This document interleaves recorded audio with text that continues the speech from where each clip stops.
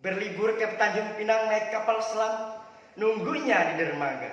Kalau ada yang mengucapkan salam, harap jawablah dengan lantang dan bertenaga. Assalamualaikum warahmatullahi wabarakatuh. Alhamdulillah. Alhamdulillahilladzi arsala rasulun bil huda wa dinil haqq liyudhhiru 'ala ad-dini kulli walau karihal musyrikun walau karihal kafirun. Tsumma sholatu wassalamu ala habibina Muhammadin wa ala alihi wa ashabihi wa man tabi'ahum bi ihsani ila yaumiddin. Amma ba'd. Hadratal muhtaram yang saya hormati, segenap dewan juri yang arif dan bijaksana, yang saya hormati segenap pemirsa yang ada di rumah yang insya Allah dirahmati oleh Allah Subhanahu wa taala.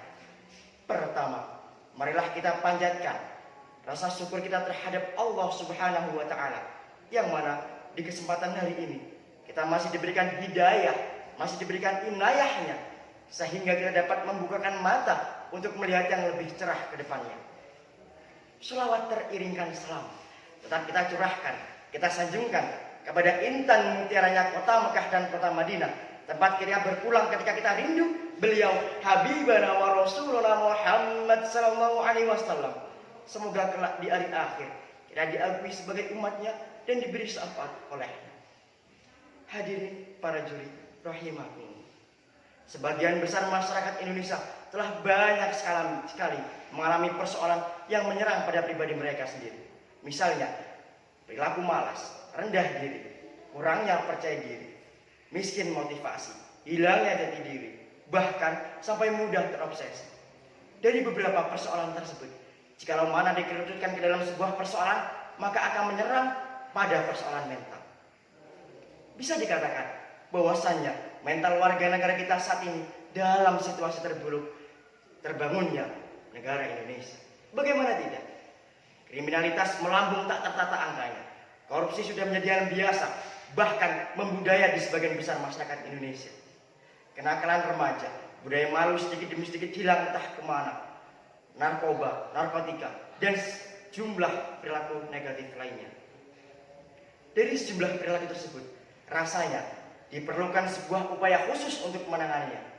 Penanganan inilah harus bersifat efektif dan dilakukan dengan cara yang cepat. Hal-hal teknis yang dapat dilakukan bisa berupa sebuah konsep, yang mana nantinya konsep tersebut akan dikembangkan ke dalam sebuah formula, yang akan dijabarkan ke dalam sebuah tindakan. Mungkin saja kita bisa menyebutnya sebagai konsep revolusi mental. Revolusi adalah sebuah perubahan besar yang terjadi dalam waktu singkat. Perubahan ini tidak hanya sebagian, namun keseluruhan dari apa yang telah kita ingin ubah. Misalnya, dari segi sistem, tata kelola pemerintahan, dan keinginan.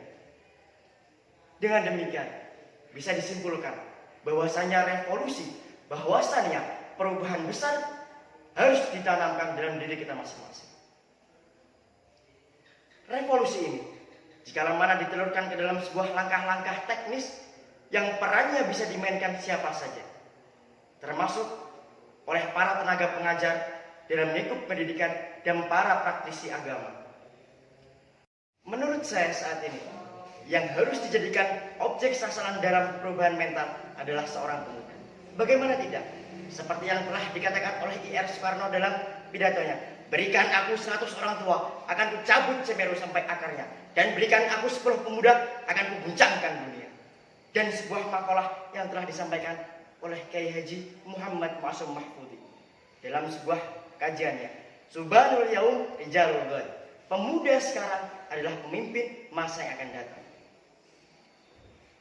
Revolusi mental sejatinya diawali dari hal-hal kecil. Tentu saja kita menyadari bahwasannya perubahan-perubahan besar berawal dari langkah demi langkah. Mungkin hanya itu yang bisa saya sampaikan, kurang dan lebihnya saya mohon maaf. Wabillahi taufiq wal hidayah. Wassalamualaikum warahmatullahi wabarakatuh.